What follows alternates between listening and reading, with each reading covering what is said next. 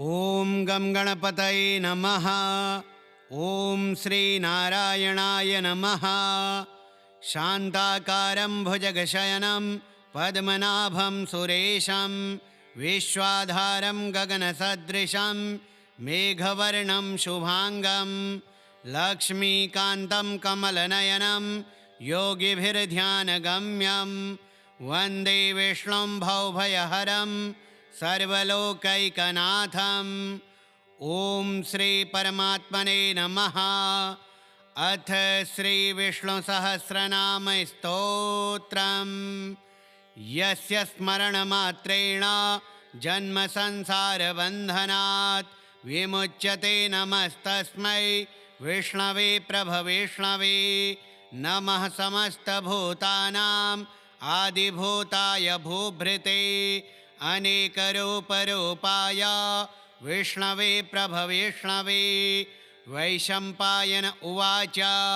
श्रुत्वा धर्मान् शेषेण पावनानि च सर्वशः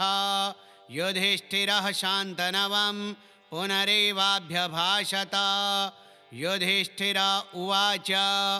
किमेकं दैवतं लोके किं वाप्येकं परायणं स्तुवन्तः कं कमर्चन्तः प्राप्नुयुर्मानवः शुभं। को धर्मः सर्वधर्माणां भवतः परमो मतः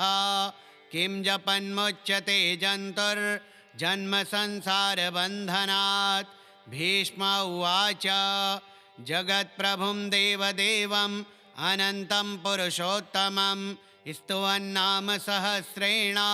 पुरुषः सततोत्थितः तमेव चार्चयन्नित्यं भक्त्या पुरुषमव्ययं ध्यायन्निस्तुवन्नमस्यांश्च यजमानस्तमेव च।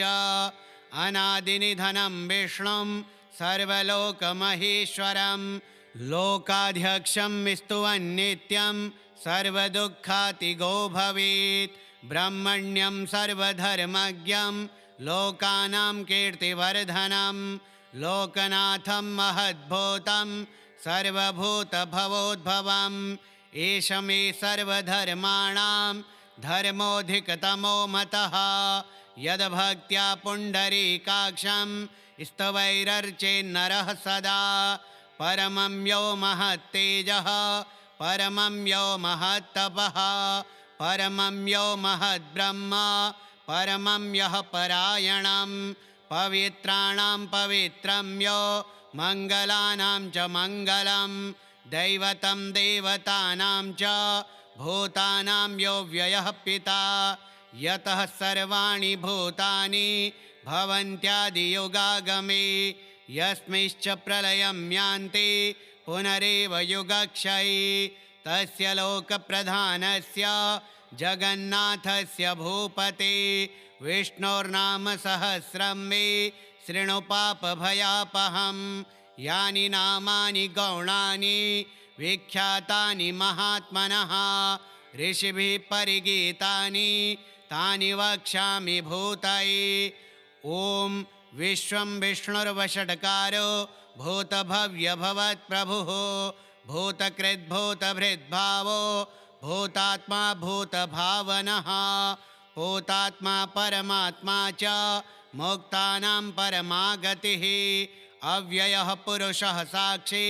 क्षेत्रज्ञोऽक्षर एव च योगो योगविदां नेता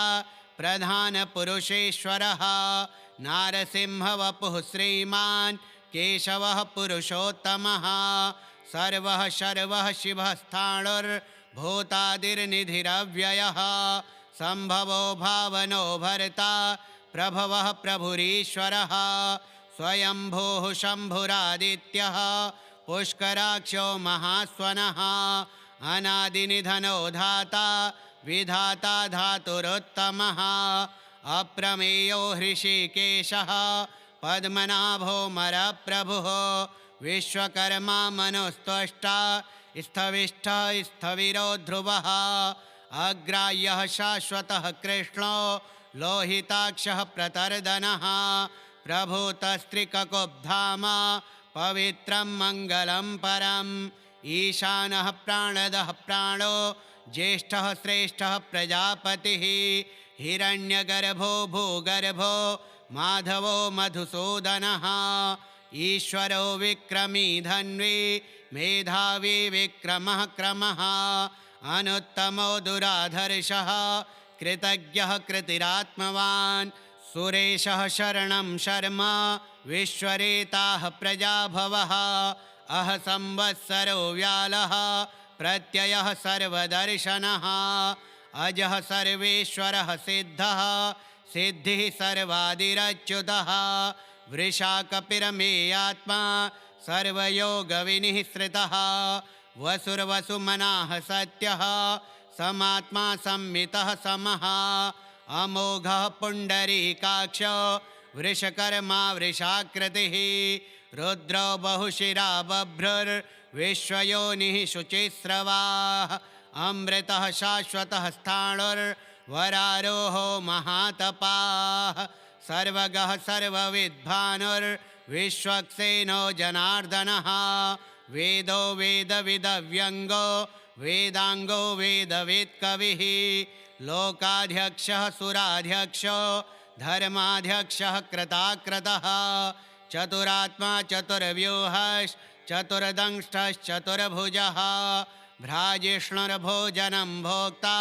सहिष्णुर्जगदादिजः अनघो विजयो जेता विश्वयोनिः पुनर्वसुः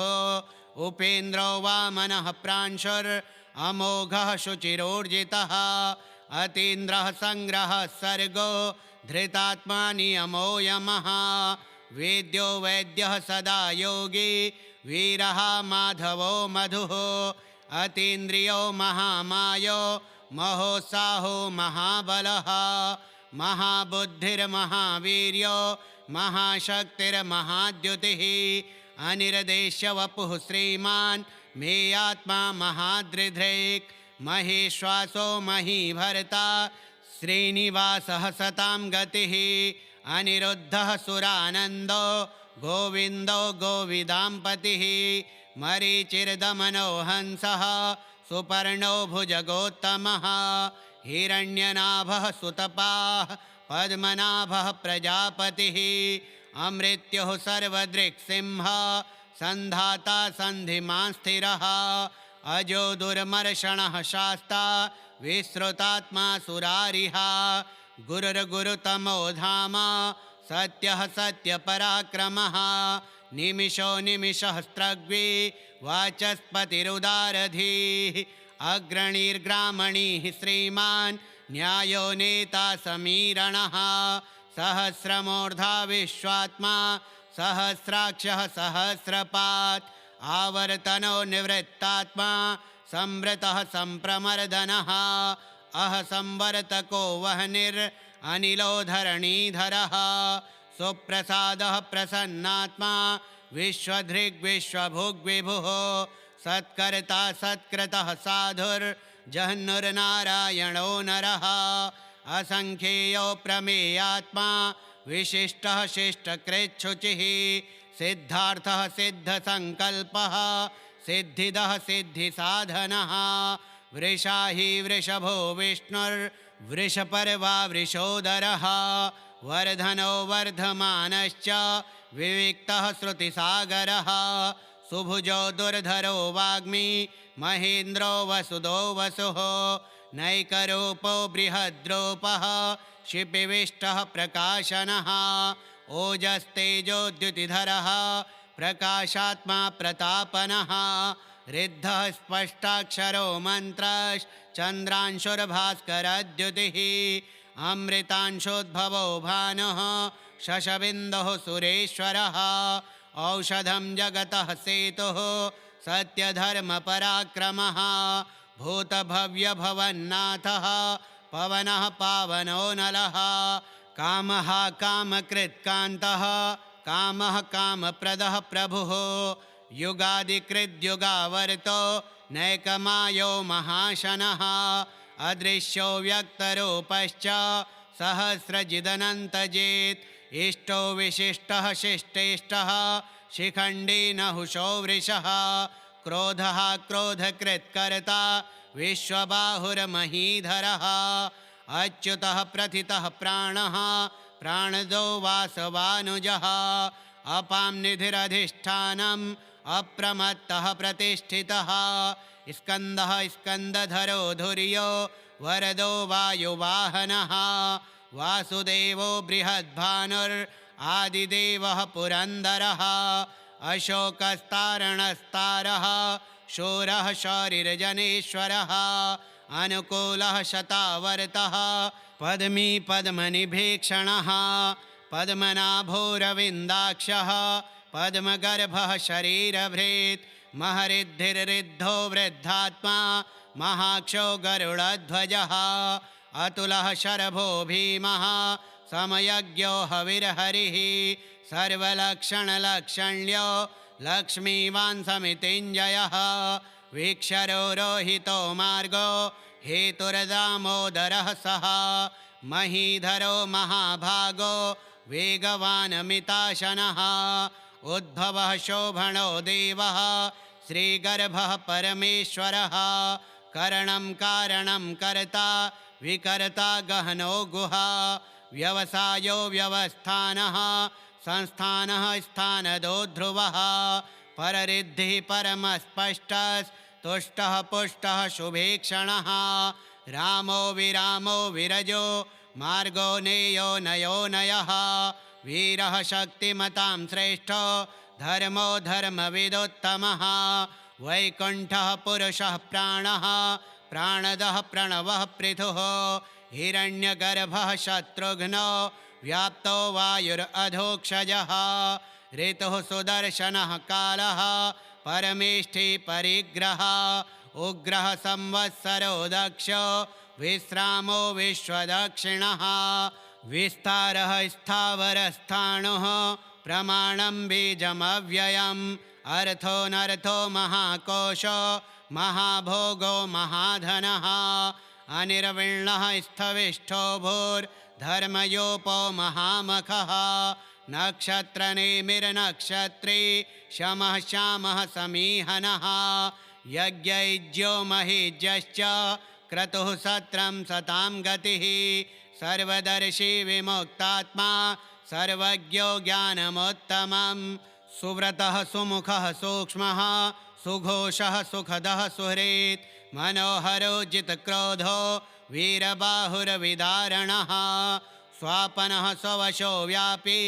नैकात्मा नैककर्मकृत् वत्सरो वत्सलो वत्सी रत्नगर्भो धनेश्वरः धर्मगुप्धर्मकृद्धर्मी सदसच्छरमक्षरम् अविज्ञाता सहस्रांशुर्विधाता कृतलक्षणः गभस्तिनेमिः सत्त्वस्थः सिंहो भूतमहेश्वरः आदिदेवो महादेवो देवेशो देवभृद्गुरुः उत्तरो गोपतिर्गोप्ता ज्ञानगम्यः पुरातनः शरीरभूतभृद्भोक्ता कपीन्द्रो भूरिदक्षिणः सोमपोमृतपः सोमः पुरुजित्पुरुषोत्तमः विनयो जयः सत्यसन्धो दाशार्ह सात्वतां पतिः जीवो विनयिता साक्षी मुकुन्दो मितविक्रमः अम्भो निधिरनन्तात्मा महोदधिशयोऽन्तकः अजो महार्ह स्वाभाव्यो जितामित्रः प्रमोदनः आनन्दो नन्दनो नन्दः सत्यधर्मात्रिविक्रमः महर्षिः कपिलाचार्यः कृतज्ञो मेदिनीपतिः त्रिपदस्त्रिदशाध्यक्षो महाशृङ्गः कृतान्तकृत् महावराहो गोविन्दः सुषेणः कनकाङ्गदी गुह्यो गभीरो गहनो गुप्तश्चक्रगदाधरः वेदाः स्वाङ्गोजितः कृष्णो दृढः सङ्कर्षणोच्युतः वरुणो वारुणो वृक्षः पुष्कराक्षो महामनाः भगवान् भगहानन्दी वनमाली हलायुधः आदित्यो ज्योतिरादित्यः सहिष्णुर्गतिसत्तमः सुधन्वाखण्डपरशुर्दारुणो द्रविणप्रदः दिवि स्पृक् सर्वदृग्व्यासो वाचस्पतिरयो निजः त्रिसामा सामगः सामा निर्वाणं भेषजं भिषक् संन्यासकृच्छमः शान्तो निष्ठा शान्तिः परायणं शुभाङ्गः शान्तिदः स्रष्टा कुमुदः कुवलेशयः गोहितो गोपतिर्गोप्ता वृषभाक्षो वृषप्रियः अनिवर्ती निवृत्तात्मा संक्षेप्ता क्षेमकृच्छिवः श्रीवत्सवक्षाः श्रीवासः श्रीपतिः श्रीमताम्बरः श्रीदः श्रीशः श्रीनिवासः श्रीनिधिः श्रीविभावनः श्रीधरः श्रीकरः श्रेयः श्रीमान् लोकत्रयाश्रयः स्वक्षः स्वङ्गः शतानन्दो नन्दिर्ज्योतिर्गणेश्वरः विजितात्मा विधेयात्मा सत्कीर्तिश्छिन्नसंशयः उदीर्णः सर्वतश्चक्षुरनीशः शाश्वतस्थिरः भूषयो भूषणो भूतिर्विशोकः शोकनाशनः अर्चिष्मानर्चितः कुम्भो विशुद्धात्मा विशोधनः अनिरुद्धो प्रतिरथः प्रद्युम्नो मितविक्रमः कालनेमिनिहावीरः शौरिः शूरजनेश्वरः त्रिलोकात्मा त्रिलोकेशः केशवः केशिहा हरिः कामदेवः कामपालः कामीकान्तः कृतागमः अनिर्देश्यवपुरविष्णुर्वीरोऽनन्तो धनञ्जयः ब्रह्मण्यो ब्रह्मकृद्ब्रह्मा ब्रह्म ब्रह्मविवर्धनः ब्रह्मविद्ब्राह्मणो ब्रह्मी ब्रह्मज्ञो ब्राह्मणप्रियः महाक्रमो महाकर्मा महातेजा महोरगः महाक्रतुर्महायज्वा महायज्ञो महाहविः स्तव्यः स्तवप्रियः स्तोत्रं स्तुतिः स्तोतारणप्रियः पूर्णः पूरयिता पुण्यः पुण्यकीर्तिरनामयः मनोजवस्तीर्थकरो वसुरेता वसुप्रदः वसुप्रदो वासुदेवो वसुर्वसुमनाहविः सद्गतिः सत्कृतिः सत्ता सद्भूतिः सत्परायणः शूरसेनो यदुश्रेष्ठः सन्निवासः सुयामुनः भूतावासो वासुदेवः सर्वासु निलयो नलः दर्पः दर्पदो दृप्तो दुर्धरोऽथा पराजितः विश्वमूर्तिर्महामूर्तिर्दीप्तमूर्तिरमूर्तिमान् अनेकमूर्तिरव्यक्तः शतमूर्तिः शताननः एको नैकः सवः कः किं यत्तत्पदमनुत्तमं लोकबन्धुर्लोकनाथो माधवो भक्तवत्सलः सुवर्णवर्णो हेमाङ्गो वराङ्गश्चन्दनाङ्गदी वीरः विषमः शून्यो घृताशीरचलश्चलः अमानी मानदो मान्यो लोकस्वामी त्रिलोकधृक् सुमेधा मेधजो धन्यः सत्यमेधाधराधरः तेजो वृषोद्युतिधरः सर्वशस्त्रभृताम्बरः प्रग्रहो निग्रहो व्यग्रो नैकशृङ्गो गदाग्रजः चतुर्मूर्तिश्चतुर्बाहुश्चतुर्व्यूहश्चतुर्गतिः चतुरात्मा चतुर्भावश्चतुर्वेदविदेकपात् समावर्तो निवृत्तात्मा दुर्जयो दुरतिक्रमः दुर्लभो दुर्गमो दुर्गो दुरावासो दुरारिहा शुभाङ्गो लोकसारङ्गः सुतन्तुस्तन्तुवर्धनः इन्द्रकर्मा महाकर्मा कृतकर्मा कृतागमः उद्भवः सुन्दरः सुन्दो रत्ननाभः सुलोचनः अर्को वाजसनः शृङ्गी जयन्तः सर्वविजयी सुवर्णबिन्दुरक्षोभ्यः सर्ववागीश्वरेश्वरः महाहृदो महागर्तो महाभूतो महानिधिः कुमुदः कुन्दरः कुन्दः पर्जन्यः पावनो नीलः अमृताशोऽमृतवपुः सर्वज्ञो सर्वतोमुखः सुलभः सुव्रतः सिद्धः शत्रुजिच्छत्रुतापनः न्यग्रोधोदुम्बरोऽश्वत्थश्चाणूरान्ध्रनिषूदनः सहस्रार्चिः सप्तजिह्वः सप्तैधाः सप्तवाहनः अमूर्तिरनघोचिन्त्यो भयकृद्भयनाशनः अणुर्बृहत्कृशः स्थूलो गुणभृन्निर्गुणो महान् अधृतः स्वधृतः स्वास्यः प्राग्वंशो वंशवर्धनः भारभृत्कथितो योगी योगीशः सर्वकामदः आश्रमः श्रमणः श्यामः सुपर्णो वायुवाहनः धनुर्धरो धनुर्वेदो दण्डो दमयिता दमः अपराजितः सर्वसहो नियन्ता नियमो यमः सत्त्ववान् सात्विकः सत्यः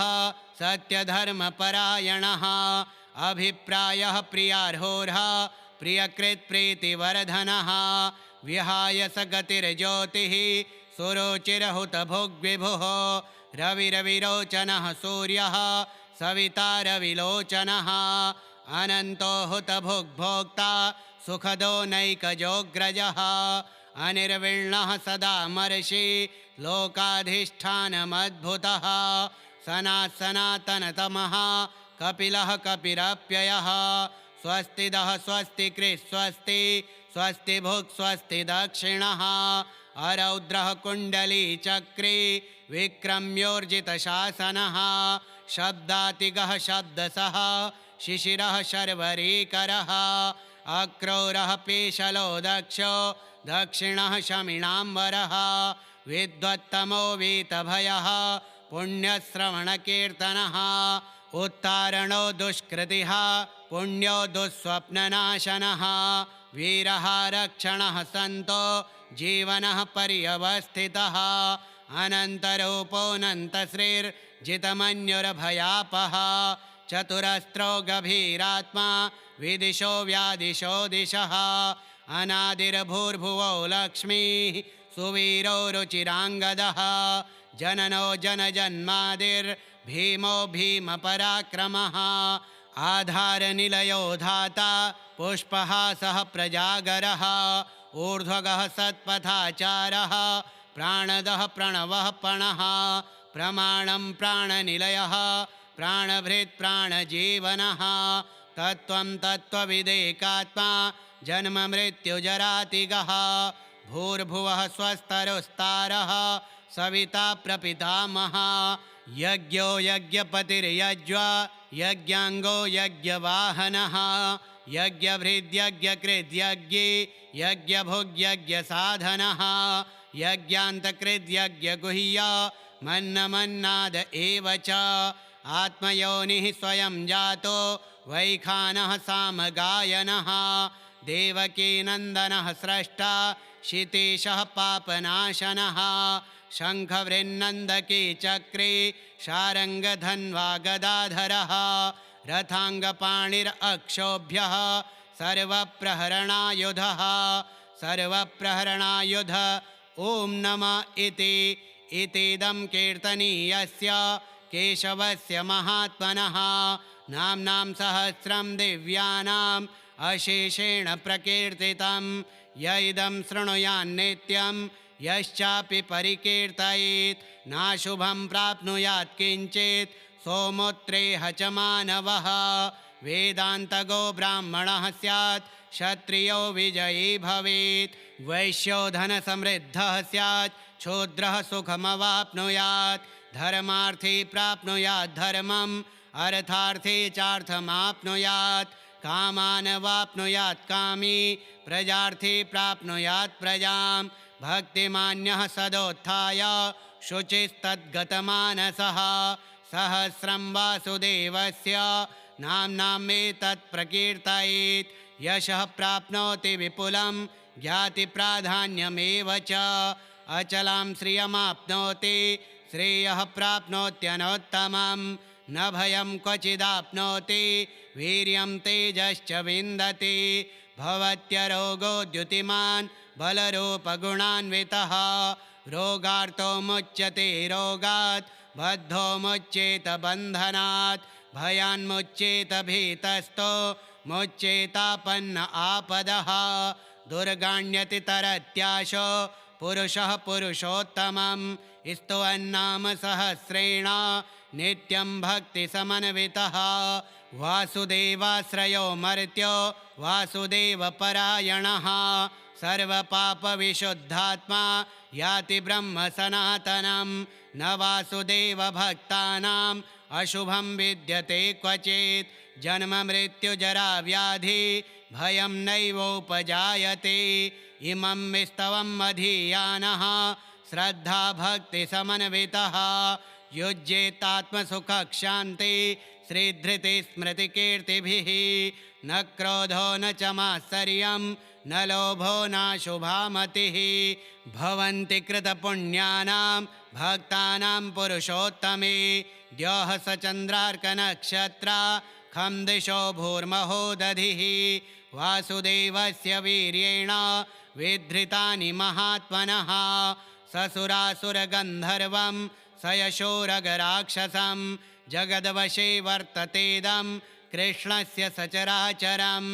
इन्द्रियाणि मनोबुद्धिः सत्त्वं तेजो बलं धृतिः